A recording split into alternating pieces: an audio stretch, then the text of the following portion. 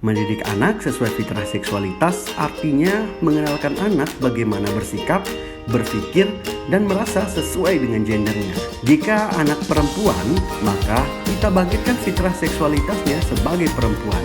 Dan jika ia anak laki-laki, maka kita bangkitkan fitrah seksualitasnya sebagai laki-laki. Pertanyaan berikutnya, bagaimana teknis membangkitkan fitrah seksualitas ini? Baik, untuk menjawab pertanyaan tersebut, ada beberapa tahap yang perlu orang tua kawal di setiap fasenya. Fase yang pertama adalah di fase usia 0 sampai 2 tahun. Pada usia ini, anak harus dekat dengan ibunya. Pendidikan pertama adalah menyusui anak sampai dengan 2 tahun. Fase yang kedua adalah usia 3 sampai 6 tahun. Pada usia ini, anak harus dekat dengan kedua orang tuanya, dekat dengan ibunya, dan juga dekat dengan ayahnya. Perbanyaklah aktivitas bersama. Fase yang ketiga yaitu usia 7 sampai dengan 10 tahun. Pada usia ini, dekatkan anak sesuai gendernya. Jika anak laki-laki, maka dekatkan dengan ayahnya. Ajak anak beraktivitas yang menonjolkan sisi kemaskulinannya, seperti cuci mobil atau cuci motor, akrab dengan alat-alat pertukangan, dan sebagainya.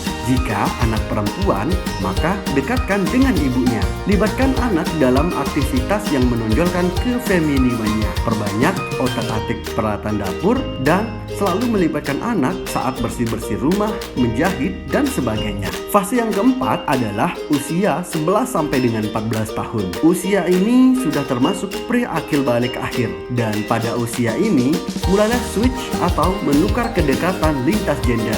Jika anak perempuan, maka dekatkan pada ayahnya. Jika tidak dekat dengan ayahnya, maka anak perempuan akan mudah terpikat dengan laki-laki yang memberikan perhatian dan cinta meski hanya untuk kepuasan dan mengambil keuntungan semata. Saat ada laki-laki yang memuji kecantikannya, mungkin anak tidak gampang silau karena ada ayahnya yang lebih sering memujinya. Pada fase ini, jika anak perempuan harus dekat dengan ayahnya, maka sebaliknya anak laki-laki harus dekat dengan ibunya. Efek yang sangat mungkin muncul jika tahap ini terlewat, maka anak laki-laki punya potensi lebih besar untuk menjadi suami yang kasar, playboy, dan tidak memahami perempuan. Fase yang berikutnya setelah 14 tahun bagaimana? Usia 15 tahun adalah usia akil balik, di mana pada usia ini anak kita sudah bukan anak kita lagi. Maksudnya, ia telah menjelma menjadi orang lain yang sepadan dengan kita. Maka fokus dan bersabarlah mendampingi anak-anak karena kita hanya punya waktu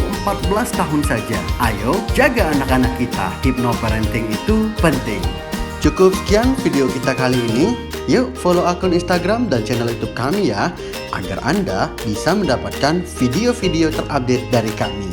See you on the next video. Bye-bye.